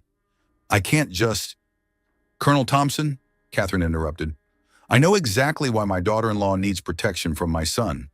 I've known for years what kind of man Jonathan really is, and I've been a coward for not speaking up sooner." Emma appeared in the hospital corridor at that moment, having been alerted by the nurse's station about Catherine's arrival. Her counselor training allowed her to quickly assess Catherine's emotional state, genuine remorse mixed with determination, not the calculated manipulation they'd learned to expect from Jonathan's associates. "Mrs. Pierce," Emma said gently, "what did you mean when you said you've known for years?" Catherine's composure cracked slightly, revealing the pain underneath her polished exterior. "I mean that Jonathan learned his controlling behavior from his father, and I spent 35 years making excuses for both of them instead of protecting the people they hurt." The revelation that Jonathan's abusive behavior was generational, learned from his father and enabled by his mother, provided crucial context for understanding his psychology and predicting his tactics. Emma guided Catherine to a quiet family conference room where they could talk privately. "Tell us about Jonathan's father," Emma said, her voice carrying the professional gentleness that encouraged people to share difficult truths. Catherine sat rigidly in the uncomfortable hospital chair, her hands clasped tightly in her lap as she prepared to reveal family secrets that had been carefully hidden behind wealth and social status for decades. "Richard was controlling," Catherine said quietly. "He needed to know where I was every moment, who I talked to, how I spent money. He monitored my phone calls, had people watch me when he was traveling, made sure I was completely dependent on him financially and socially." Mac exchanged a meaningful look with Emma. The pattern was identical to what Jonathan had inflicted on Rebecca: systematic isolation, financial control, surveillance, and psychological manipulation. "Did he ever become physical?" Emma asked gently. Catherine's laugh was bitter and short. "Richard was too smart for that. Physical violence leaves evidence. But he had other ways of making sure I understood the consequences of disobedience. He had my best friend fired from her job when he decided she was a bad influence. He had my sister's husband's business loan denied when I spent too much time visiting her family. He never had to hit me. He just had to hurt people I cared about." The sophistication of Richard Pierce's abuse methods explained a lot about Jonathan's current strategy. Like father, like son, both men understood that indirect threats and consequences were often more effective than direct violence because they were harder to prove and easier to deny. "Jonathan learned from watching his father," Catherine continued. "Even as a child, he understood that power meant controlling other people's choices and making them dependent on your approval. When he was 16, he systematically destroyed his girlfriend's relationship with her best friend because he decided the friend was jealous of their relationship." Emma took notes steadily, recognizing the importance of establishing Jonathan's long-term pattern of abusive behavior. In custody battles, demonstrating that the abuse wasn't situational, but rather a fundamental aspect of the abuser's personality, was often crucial. "Why are you telling us this now?" Mac asked. "Why didn't you speak up when Rebecca first married your son?" Catherine's eyes filled with tears, and her carefully maintained composure finally crumbled completely. "Because I'm a coward. Because I spent 35 years telling myself that Richard's control was love, that Jonathan's behavior was just intensity or passion. I convinced myself that if I just tried harder, if I just understood them better, I could make them happy enough to stop hurting other people." The psychology of enablement was familiar to Emma from her counseling work. Family members who became so focused on managing the abuser's emotions that they lost sight of protecting the victims. Catherine's guilt was genuine, but it was also an opportunity to gather crucial intelligence about Jonathan's methods and mindset. "Catherine," Emma said gently, "we need to understand how Jonathan thinks, how he plans, what his next moves might be. Can you help us with that?" Catherine wiped her eyes with a tissue and straightened her shoulders, summoning the kind of upper-class composure that had carried her through decades of social obligations and family crises. "Jonathan doesn't just react to situations, he orchestrates them," she said with growing clarity. "When that business partner challenged him in the board meeting, he spent 6 months systematically undermining her reputation, her client relationships, and her professional credibility. By the time she finally left the company, everyone believed she was incompetent and unstable." Mac leaned forward, his military intelligence training recognizing the importance of understanding enemy tactics. "What about his romantic relationships? How did he handle breakups or rejection?" "He didn't handle them at all," Catherine replied. "He prevented them. Every woman who tried to leave Jonathan found herself facing financial difficulties, professional sabotage, or threats to family members. Most of them eventually decided it was easier to comply than to fight." "But some of them did fight," Emma pointed out. "We've been in contact with several women who escaped his relationships." Catherine nodded grimly. "The ones who got away had resources he couldn't touch: family money, professional connections, legal protection. Jonathan only wins when he can isolate his victims and control all their options." The conversation was interrupted by Sarah Mitchell's arrival, her professional composure slightly disheveled from the emergency motion hearings she'd been attending all morning. She carried a thick folder of legal documents and wore the kind of determined expression that suggested both good news and bad news. "Catherine," Sarah said with surprise, "I didn't expect to see you here." "I'm here to help stop my son," Catherine replied with quiet dignity. "I should have done it years ago." Sarah looked at Mac and Emma with questioning expressions, and Emma quickly briefed her on Catherine's revelations about the generational pattern of abuse and Jonathan's systematic methods of control and retaliation. "This is incredibly valuable," Sarah said, reviewing her notes. "Catherine, would you be willing to provide sworn testimony about Jonathan's history and methods?"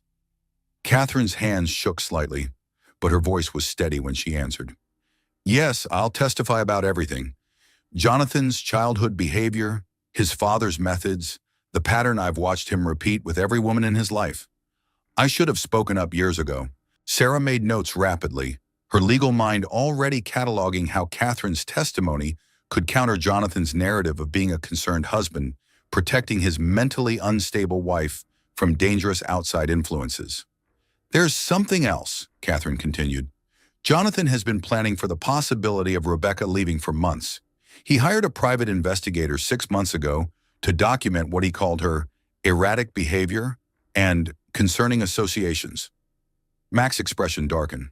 "He's been building a case against Rebecca while systematically isolating and abusing her?" "It's what his father would have done," Catherine confirmed. "Create the problem, document the victim's reaction to the problem, then use those reactions as evidence of instability." Emma's phone buzzed with an urgent text from Dr. Crawford. "Jonathan's lawyers just tried to have Rebecca's medical records subpoenaed. Hospital legal department is fighting it, but we need to move quickly." The urgency of the situation crystallized around them. Jonathan wasn't just fighting for custody, he was fighting to control the narrative, to position himself as the victim of his wife's mental instability and his brother-in-law's violent influence. "We need those other women to go on record," Sarah said with growing determination. "Catherine's testimony is powerful, but we need multiple voices establishing the pattern." Emma was already making phone calls, using her network of counselors and advocates to reach the women who'd previously shared their experiences with Jonathan's controlling behavior. The response was mixed. Some were too afraid of retaliation to go public, but others had been waiting years for someone to hold Jonathan accountable. By evening, they had sworn statements from 3 women detailing Jonathan's systematic methods of control, isolation, and retaliation. More importantly, they had Catherine Pierce's testimony about the generational nature of the abuse and Jonathan's long-term planning for this exact scenario. "He's been preparing for this custody battle since Rebecca got pregnant," Catherine revealed during their final planning session. "He told me that he'd learned from his father's mistakes, that Richard had been too reactive, too emotional.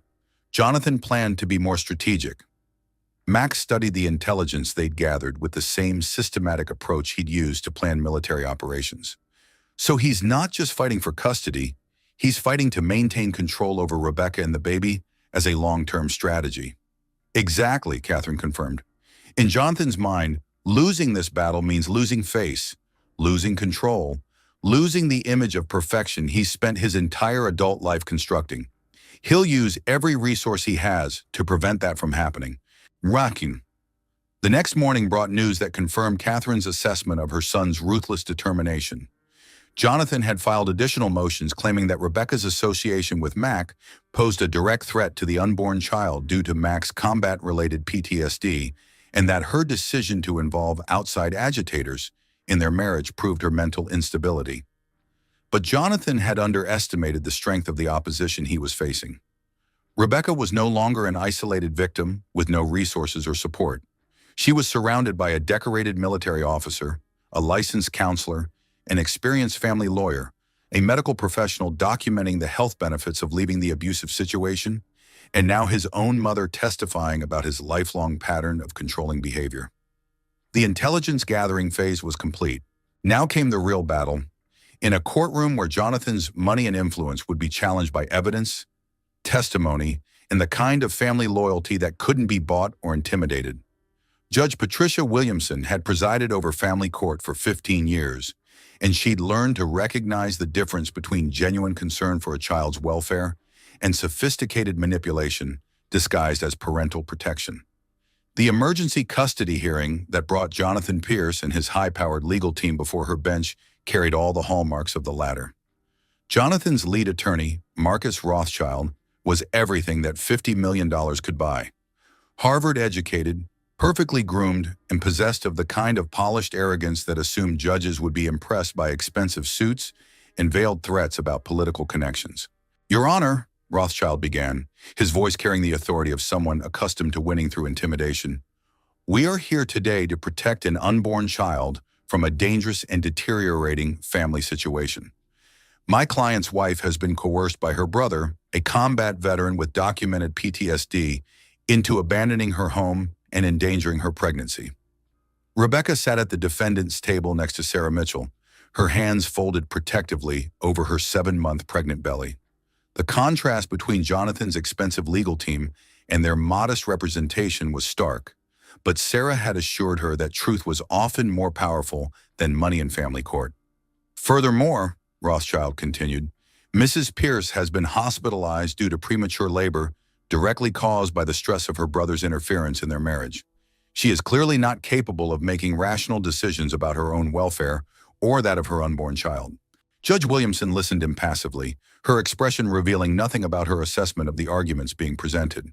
At 54, she'd heard every variation of custody dispute imaginable, but something about this case had caught her attention during the preliminary motions. "Mr. Rothschild," Judge Williamson interrupted, "you're asking this court to compel a pregnant woman to return to a home she left voluntarily after what appears to be documented domestic violence. That's a significant request that requires significant evidence." Rothschild smiled with the confidence of someone who'd spent weeks preparing for exactly this challenge. "Your Honor, we have extensive documentation of Mrs. Pierce's increasingly erratic behavior over the past months. Social isolation, paranoid accusations about her husband's normal business activities, and most recently, complete abandonment of her marital responsibilities." Sarah Mitchell stood to address the court, her voice carrying the quiet authority that came from 15 years of fighting for domestic violence survivors in family court. "Your Honor, what Mr. Rothschild characterizes as erratic behavior is actually the normal response of an abuse victim to systematic control, isolation, and intimidation. We have independent medical testimony, security footage, and witness statements documenting a clear pattern of domestic violence." "Alleged domestic violence," Rothschild corrected smoothly. "Mrs. Pierce has never filed charges, never sought medical treatment for injuries, never contacted domestic violence resources. Her sudden accusations conveniently coincide with her brother's return from military deployment and his clear intention to interfere in their marriage." The back and forth continued for an hour, with both sides presenting their evidence and witnesses. Jonathan took the stand as his own first witness, presenting himself as the concerned husband whose successful career and stable home environment provided the ideal situation for raising their daughter. "Your Honor," Jonathan said, his voice carrying the persuasive charm that had built his business empire, "I love my wife more than life itself. Her pregnancy has been difficult, and I understand that hormonal changes and stress can affect judgment and emotional stability. I just want to bring her home where I can take care of her and our daughter properly." Under cross-examination by Sarah Mitchell, Jonathan's polished facade began to show cracks. "Mr. Pierce," Sarah asked, "is it true that you installed tracking software on your wife's phone without her knowledge?" "I wanted to ensure her safety," Jonathan replied smoothly. "A pregnant woman driving alone can face unexpected situations, and I needed to be able to find her if something happened." "Is it true that you froze your wife's access to your joint bank accounts after she left your home?" Jonathan's jaw tightened slightly.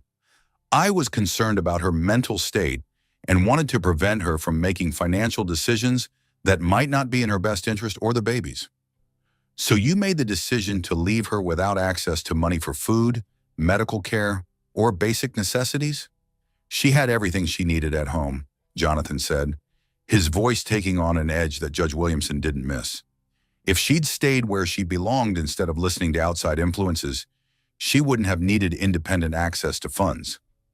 The phrase "where she belonged" hung in the courtroom air, revealing more about Jonathan's mindset than hours of testimony about his love and concern for Rebecca's welfare. Mac took the stand next, his military bearing and calm demeanor providing a stark contrast to Jonathan's polished businessman persona. Sarah guided him through his qualifications, his service record, and his current mental health status, establishing that he was neither unstable nor violent despite Jonathan's claims.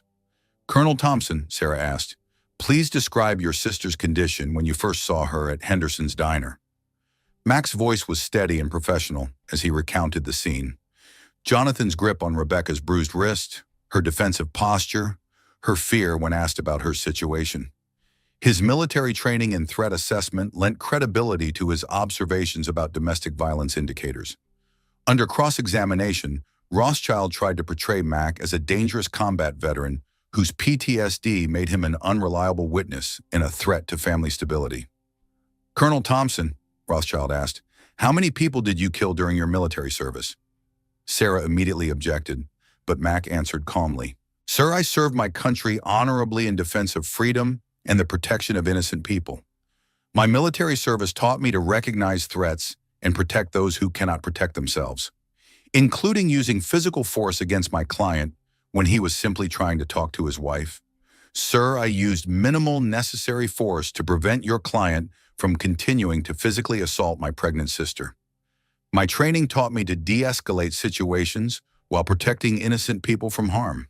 The answer was perfect, delivered with the kind of calm authority that made Rothschild's attempts at character assassination seem petty and desperate. Dr. Crawford's testimony provided medical evidence of the improvement in Rebecca's health since leaving the abusive situation, while Emma's professional assessment as a licensed counselor established the psychological patterns typical of domestic violence cases. But the most devastating testimony came from Catherine Pierce. Taking the stand in a simple black dress, her silver hair perfectly styled despite the emotional weight of testifying against her own son, Catherine spoke with the quiet dignity of someone who'd finally found the courage to do the right thing. "Mrs. Pierce," Sarah asked gently, "please tell the court about your observations of your son's behavior toward women throughout his life." Catherine's voice was steady, but filled with years of suppressed truth. "Jonathan learned controlling behavior from his father.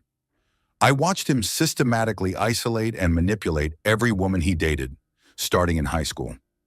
The pattern was always the same: initial charm, then gradual control, isolation from friends and family, financial dependence, and threats of consequences if they tried to leave." Rothschild's cross-examination of Catherine was brutal, attacking her as a bitter divorced woman trying to get revenge on her ex-husband through their son. But Catherine's responses were calm and factual, backed by specific examples of Jonathan's behavior dating back to his teenage years. "Mrs. Pierce," Rothschild said with barely concealed contempt, "isn't it true that you're financially dependent on your son and might lose that support if you don't testify as he wishes?" Catherine's smile was sad but determined. "Mr. Rothschild, I've been financially controlled by men my entire adult life. First by my husband, then by my son. Testifying truthfully today might cost me that financial security, but it's the first honest thing I've done in 30 years, and it's worth any price." The courtroom fell silent at her words, and Judge Williamson made notes with renewed attention to detail. When all the testimony was complete, Judge Williamson recessed for an hour to review the evidence and prepare her ruling. Rebecca sat in the courthouse hallway with Mac, Emma, and Sarah, trying to process everything that had happened. "How do you think it went?" Rebecca asked quietly. Sarah's expression was cautiously optimistic. "Jonathan hurt himself when he revealed his true attitude about where you belong." Catherine's testimony was powerful, and Dr. Crawford's medical evidence directly contradicts his claims about your mental instability. But judges can be unpredictable, especially when there's this much money involved. When court reconvened, Judge Williamson's expression was serious but determined. "This court has heard extensive testimony about a marriage in crisis and competing claims about the best interests of an unborn child," she began. "However, the evidence clearly shows that Mrs. Pierce's health and stability have improved dramatically since leaving what the medical testimony confirms was an abusive situation." Rebecca's heart stopped as she waited for the ruling that would determine her future and her daughter's safety. "The petition for emergency custody is denied," Judge Williamson continued. The temporary restraining order against Mr. Pierce is extended and modified to include all forms of contact except through court-approved legal channels. Mrs. Pierce will remain in her current living situation with full medical and legal autonomy. The ruling was a complete victory, but Judge Williamson wasn't finished. Mr. Pierce, she said, looking directly at Jonathan, this court found your testimony concerning, particularly your statements about where your wife belongs and your justifications for financial control and surveillance. These behaviors are inconsistent with a healthy marriage and raise serious questions about your fitness as a parent. Jonathan's face flushed red with humiliation and rage, but he was smart enough not to speak in open court. This court will be monitoring this situation closely, Judge Williamson concluded, and any violations of the restraining order will result in immediate arrest and additional charges. As they left the courthouse, Rebecca felt the weight of 2 years of fear and control finally lifting from her shoulders. She'd won not just the legal battle, but the right to determine her own future and protect her daughter from the cycle of abuse that had defined the Pierce family for generations. Jonathan stood outside the courthouse with his legal team, his carefully constructed image finally cracking under the weight of public failure and judicial rebuke. For the first time in his adult life, his money and influence hadn't been enough to control the outcome, and everyone could see it. The war wasn't over, but Rebecca had won the most important battle, the right to be free. 3 weeks after the courthouse victory, Rebecca stood in the small apartment she'd rented with Mac and Emma's help, watching the sunrise through windows that Jonathan couldn't monitor. The space was modest compared to the mansion she'd shared with her husband, but it belonged to her in a way that the designer-decorated prison never had. The apartment came furnished with the basics, supplemented by donations from the military community network that Emma had connected her with. Other women who'd escaped abusive relationships had contributed everything from baby clothes to kitchen supplies, creating a sisterhood of survivors that provided both practical support and emotional validation. Dr. Crawford's medical clearance had allowed Rebecca to begin working part-time at a nonprofit organization that provided services to domestic violence survivors. The irony of her first job after leaving Jonathan being focused on helping other women in similar situations wasn't lost on her. It was healing in a way she hadn't expected. The director called this morning, Emma said, settling into Rebecca's small kitchen with coffee and the kind of practical updates that kept complicated transitions manageable. The grant funding came through for the expanded counseling program.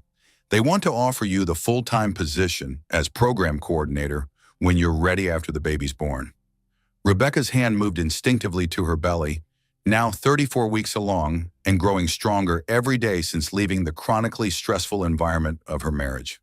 The baby girl seemed to sense her mother's improved emotional state, settling into healthier sleep patterns and movement cycles that Dr. Crawford noted with satisfaction during their weekly checkups. Full-time coordinator, Rebecca repeated, testing the words and finding they felt right in a way that CEO wife never had.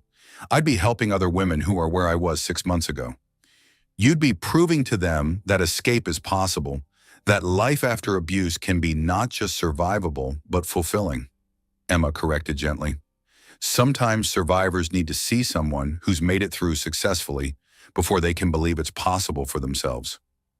Mac appeared in the kitchen doorway, having just finished his morning run around the military base housing complex, where Rebecca now felt safe walking alone for the first time in 2 years. His transition back to civilian life had been smoother than expected, partly because helping Rebecca had given him a sense of purpose that translated his military protective instincts into civilian service. Coffee smells good, Max said, settling into the third chair around Rebecca's small table. Dorothy called to check on you, by the way. Henderson's Diner is thinking about starting a weekly support group meeting, and she wants to know if you'd be interested in helping facilitate it. The idea of returning to Henderson's Diner, where her nightmare had escalated, but also where her rescue had begun, felt like closing an important circle. Dorothy Henderson had become an unexpected ally and friend, someone who understood that sometimes the most important interventions happened in ordinary places by ordinary people who chose to get involved. I think I'd like that, Rebecca said, surprising herself with how much she meant it. Dot saved my life by recording Jonathan's assault. Maybe we can help save other lives by providing a safe space for women to talk about what they're experiencing. Emma's phone buzzed with a text from Sarah Mitchell. Jonathan's lawyers filed an appeal, but it's mostly procedural posturing. More importantly, the IRS is auditing Pierce Technologies based on anonymous tips about financial irregularities. Karma works in mysterious ways. The news that Jonathan's business empire was facing scrutiny brought a mixture of satisfaction and concern. Rebecca knew that financial pressure would only increase his anger and desperation, but she also knew that his pattern of controlling behavior probably extended to his business practices in ways that wouldn't withstand professional investigation. "Are we safe or some?" Rebecca asked, voicing the question that still woke her up some nights despite the restraining orders and security measures. Mac's expression was serious but reassuring. "Base security is solid. Your apartment building has good protocols, and we've established check-in routines that would alert us immediately if anything seemed wrong. More importantly, Jonathan's public reputation has taken a major hit, and continuing to harass you would only make his legal situation worse." The restraining order had been extended for a full year, with provisions that any contact attempts would result in immediate arrest. Jonathan's expensive lawyers had managed to keep him out of jail for the original assault, but they'd made it clear that any future violations would have serious consequences that even his wealth couldn't circumvent. Rebecca's new phone buzzed with a message from an unknown number, and for a moment her old fear spiked. But the text was from Jennifer Walsh, the law school classmate who'd been forced to transfer schools due to Jonathan's harassment campaign years earlier. "Saw the news about your court case," the message read. "Wanted you to know that 3 other women have come forward with similar stories about Jonathan. We're considering a civil suit for damages. Would you be interested in joining us?" The possibility of holding Jonathan accountable not just for what he'd done to her, but for a pattern of behavior spanning over a decade, felt like justice in a way that the restraining order couldn't quite achieve. More importantly, it felt like preventing him from doing to other women what he'd done to her, in Jennifer and the others. "Civil suit," Rebecca said, showing the message to Mac and Emma. "Multiple plaintiffs, pattern evidence, financial damages for therapy, lost careers, medical expenses." Emma's expression was thoughtful. "It's a big step. More public exposure, more stress, more of your time and energy focused on Jonathan instead of building your new life. But also more protection for future victims," Mac pointed out, "and more accountability for someone who's spent his entire adult life believing he can control and hurt people without consequences." Rebecca stood up from the kitchen table and moved to the window that looked out over the apartment complex playground, where children played safely under their parents' watchful eyes. This was the world she wanted for her daughter. One where being female didn't mean being vulnerable, where love meant support rather than control, where strength was measured by how you protected others rather than how you dominated them. "I want to do it," she said quietly. "I want to stop him from hurting anyone else." The decision felt right in a way that few choices had during her marriage.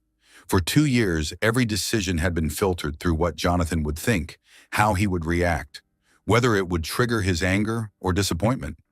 Now she was making choices based on her own values and the kind of world she wanted to create for her daughter. Emma was already making notes about logistics and timeline considerations.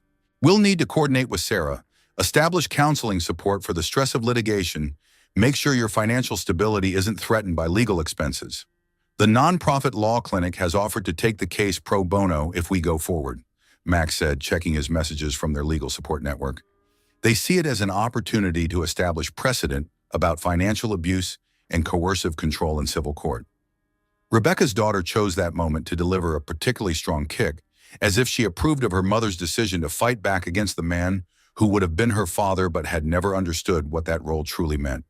"She's going to grow up knowing that her mother fought for her freedom," Rebecca said, her hand covering the spot where tiny feet were practicing their strength.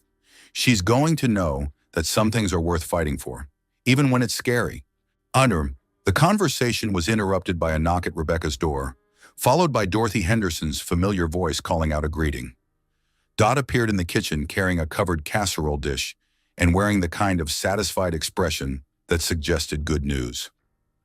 "Thought you might like to know," Dot announced without preamble, "that Henderson's Diner just got written up in the state paper as an example of community businesses supporting domestic violence survivors.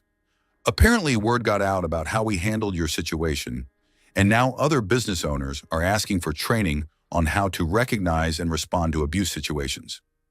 The news that their confrontation at the diner had inspired broader community action felt like validation of Rebecca's decision to speak up rather than suffer in silence. Change happened when individual people chose to get involved, to record evidence, to offer support, to stand up to bullies, even when those bullies had $50 million and expensive lawyers. "There's something else," Dot continued, her expression growing more serious. "Got a call from a reporter yesterday asking questions about Jonathan Pierce and his business practices. Seems like your court case opened up some doors that were better left closed, if you know what I mean." Rebecca nodded, understanding that Jonathan's public image as a successful, stable businessman was crumbling under scrutiny that he'd never faced before. When domestic abusers operated in private, they could maintain their public facades indefinitely. But once their behavior became public record, other victims found the courage to speak up. Other witnesses came forward, and patterns that had been carefully hidden became undeniably clear. As evening fell over Rebecca's new apartment, she sat in the rocking chair that Mac had assembled for the baby's room, looking at ultrasound photos of the daughter who would be born free. The contrast between this peaceful moment and the fear that had characterized her pregnancy just weeks earlier was stark and profound. Her phone buzzed with a message from Sarah Mitchell. "Court date set for civil suit. 6 plaintiffs so far, spanning 12 years of Jonathan's behavior. This could be the case that finally holds him accountable." Rebecca looked at the message and felt something she hadn't experienced in years. Hope. Not just hope for her own future, but hope that her daughter would grow up in a world where men like Jonathan Pierce couldn't abuse women with impunity, where financial power couldn't override basic human decency, where speaking the truth was more powerful than any amount of money or intimidation. Outside her window, the military-based community settled into evening routines of family dinners and homework help and bedtime stories. Normal life, Rebecca thought. The kind of normal that she'd forgotten was possible during her 2-year marriage to a man who'd systematically convinced her that chaos and control were the natural state of relationships. Her daughter kicked again, stronger now and more coordinated, as if she was practicing for the world she'd soon enter, a world where her mother had already fought the most important battle for her freedom and won. 8 months later, Rebecca stood behind the expanded counter of Henderson's Diner, officially reopened as Henderson's Community Kitchen and Support Center. The morning rush had just ended, leaving the familiar hum of conversation from the weekly support group meeting in the back room and the comfortable bustle of a small business that had evolved into something much more significant. The transformation of the diner mirrored Rebecca's own journey from victim to survivor to advocate. What had begun as Dorothy's simple intervention in a domestic violence situation had grown into a recognized community resource, with funding from the state domestic violence prevention program and partnerships with local law enforcement and healthcare providers. "Rebecca," called Marie Santos, the newest member of their support group, "could you come back here for a minute? I think Jennifer's ready to take the next step." Rebecca wiped her hands on her apron, an apron that read, "Henderson's Kitchen, where everyone deserves safe harbor," and headed toward the back room where 12 women of various ages and backgrounds sat around a large table that had been donated by a local furniture store owned by a domestic violence survivor. Jennifer Martinez was 26, 7 months pregnant, and had been attending meetings for 3 weeks without saying much beyond her first name. Today she looked different, determined rather than defeated, angry rather than afraid. "I want to file a police report," Jennifer said quietly, her hands protective over her belly, in a gesture Rebecca recognized all too well. "I want to get a restraining order. I want to leave him." The room filled with supportive murmurs from women who understood exactly what those words meant, not just the practical steps of leaving an abuser, but the psychological courage required to believe that escape was possible and that life after abuse could be better than life during it. Rebecca sat down next to Jennifer, her own daughter sleeping peacefully in the carrier she wore during work hours. Little Hope Thompson, she'd legally changed their last names back to Thompson, was now 4 months old and represented everything Rebecca had fought for during those dark months of pregnancy and legal battles. "Jennifer," Rebecca said gently, "tell us what you need and we'll help you get it. That's what we're here for." The support group had grown from Dorothy's initial idea into a comprehensive program that included safety planning, legal referrals, financial counseling, job training, and childcare services. Rebecca coordinated the program, while Emma provided professional counseling, and Mac handled security concerns with the kind of tactical planning that kept everyone safe. "I need somewhere to stay," Jennifer said, her voice growing stronger with each word. "I need help with legal stuff. I need to know that my baby will be safe. We have emergency housing partnerships," Rebecca said, consulting the resource guide she'd helped develop. "Sarah Mitchell can handle the legal paperwork, and Mac can coordinate with police for safety planning. Most importantly, you need to know that you're not alone and that leaving is possible." Jennifer's eyes filled with tears, not the helpless tears of victimization, but the empowering tears of someone who'd found hope after believing none existed. Rebecca recognized the expression because she'd worn it herself 8 months earlier in the same building. After the support group ended, Rebecca walked through the kitchen area where Mac was training a new volunteer cook, a former military medic who'd found purpose in providing both food and safety for domestic violence survivors. The synergy between Mac's protective instincts and his civilian service work had been therapeutic for his own transition issues, while providing crucial security expertise for their program. "How's Jennifer doing?" Mac asked, noting Rebecca's thoughtful expression. "She's ready to leave," Rebecca replied. "Full safety plan, legal protection, housing arrangement. She reminds me of myself 8 months ago, scared but determined." Mac nodded with understanding. He'd watched Rebecca transform from the frightened woman in the diner booth to the confident advocate who now helped other women find their own strength. The change had been gradual but profound, driven by the discovery that helping others heal was often the most effective way to complete one's own healing process. Emma appeared from the office area carrying the kind of paperwork that kept nonprofit organizations running effectively. The community kitchen had received several grants for expansion, including a major funding award that would allow them to provide transitional housing services directly rather than just making referrals. "Good news and complicated news," Emma announced. "The State Domestic Violence Coalition wants to use our program as a model for rural community interventions." "That's the good news." "And the complicated news?" Rebecca asked. "They want you to testify at the state legislature about effective community-based prevention programs. It would mean publicity, recognition, possibly some unwanted attention from people who prefer that domestic violence remain invisible." Rebecca considered the opportunity while bouncing hope gently in her carrier.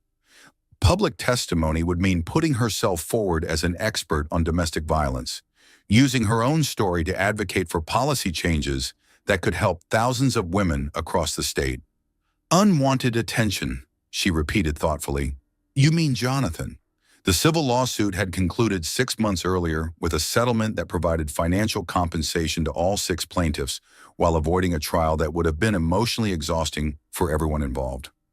Jonathan's business empire had survived the IRS audit, but his reputation had been permanently damaged by the multiple allegations of financial abuse and coercive control. "Jonathan's been quiet since the settlement," Mac pointed out.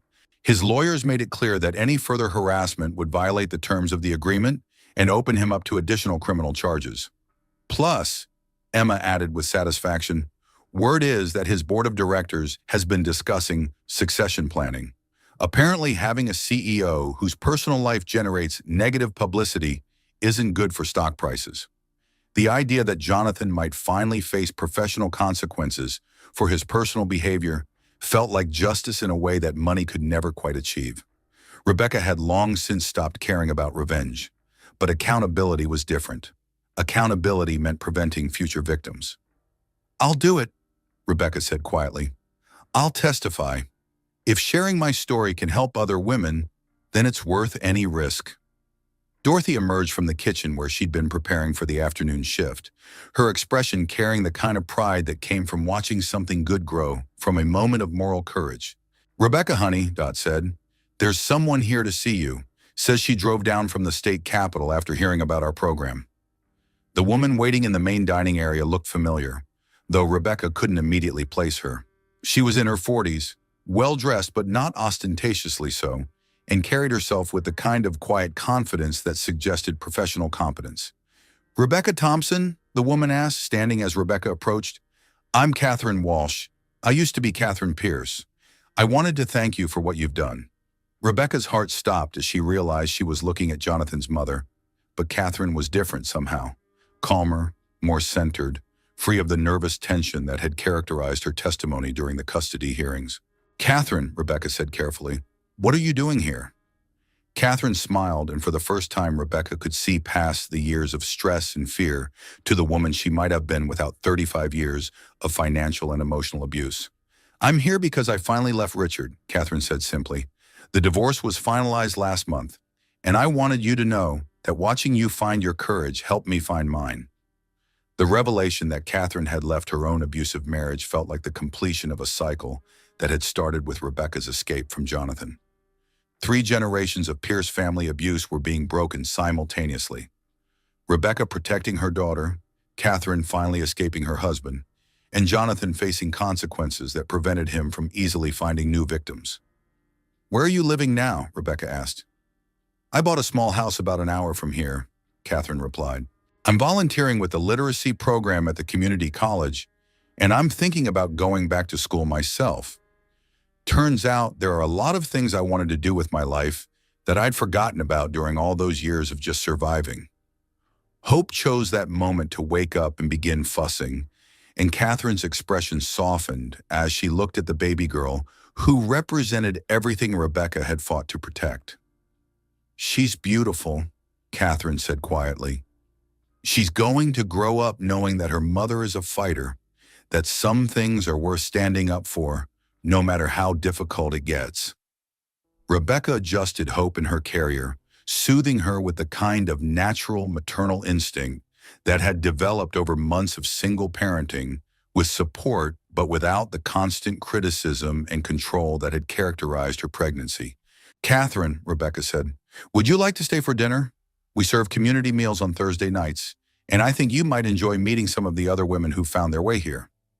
Catherine's eyes filled with tears, but they were good tears, the kind that came from unexpected kindness and the recognition that healing happened in community rather than isolation. I'd like that very much, Catherine said. As evening settled over Henderson's community kitchen, Rebecca looked around at the space that had been transformed from a simple diner into a beacon of hope for women who'd lost their way in abusive relationships. The booth where Jonathan had grabbed her wrist was still there, but now it was surrounded by resource posters, community announcements, and photos of success stories from women who'd found safety and rebuilt their lives. Mac was in the kitchen, working alongside volunteers who'd found purpose in providing both food and sanctuary. Emma was facilitating an informal counseling session with 3 women who were at different stages of leaving abusive relationships. Dorothy was coordinating with local law enforcement about safety protocols for a high-risk client, and Rebecca stood in the center of it all, holding her daughter who would grow up understanding that love meant support rather than control. That strength was measured by how you protected others rather than how you dominated them. That family was defined by who showed up when you needed them most. Her phone buzzed with a text from Sarah Mitchell. Legislature confirmed your testimony date. You're going to change lives up there, Rebecca. You already have down here. Rebecca looked at the message and felt the same sense of rightness that had guided her decisions since that afternoon when Mac had stepped between her and Jonathan's anger. Some battles were worth fighting, some truths were worth telling, and some changes were worth the risk and effort required to make them happen. Some people think family is about blood, Rebecca said quietly to Hope, who was now sleeping peacefully against her mother's chest. But I learned it's about who shows up when you need them most. Outside, the parking lot was filled with cars belonging to women who'd found their way to Henderson's kitchen through word of mouth, referrals from healthcare providers, recommendations from law enforcement, or simply by recognizing the signs that had once described their own lives. Each car represented a story of survival, a decision to seek help, a choice to believe that something better was possible. Inside, Dorothy was already planning the next day's community meal.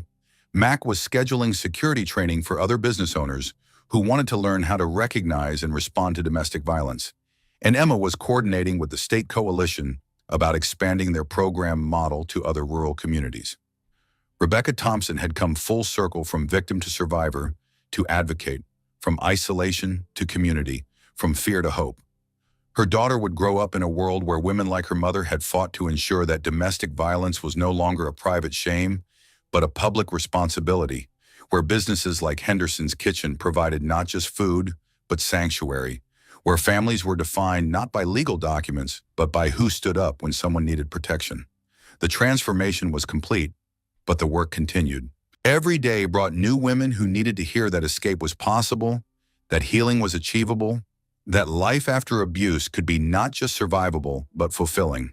And every day Rebecca found new strength in the recognition that her own survival had meaning beyond her personal freedom. It had become a beacon for others still lost in the darkness of controlling relationships. As she locked up the community kitchen that night, Rebecca paused to read the small plaque that had been installed next to the front door. Henderson's Community Kitchen and Support Center, established in memory of all the women who didn't make it out, and in celebration of all the women who did. Her daughter slept peacefully in her car seat, surrounded by the security of a community that understood that protecting children meant protecting their mothers, that preventing domestic violence required everyone to get involved, and that sometimes the most important battles were fought not with weapons or money, but with courage, compassion, and the unwavering belief that everyone deserved to live free from fear. Rebecca drove home through streets that no longer held terror, to an apartment that belonged to her, to a life that she'd built through her own choices and the support of people who understood that family loyalty meant showing up when someone needed you most. The story that had begun with Jonathan's hand wrapped around her wrist in a diner booth had ended with her hand extended to other women who needed to know that escape was possible, that healing was achievable, and that the future could be different from the past. Some people thought family was about blood, but Rebecca had learned it was about who showed up when you needed them most. And when her daughter grew up, she would understand that her mother had been surrounded by family in all the ways that truly mattered.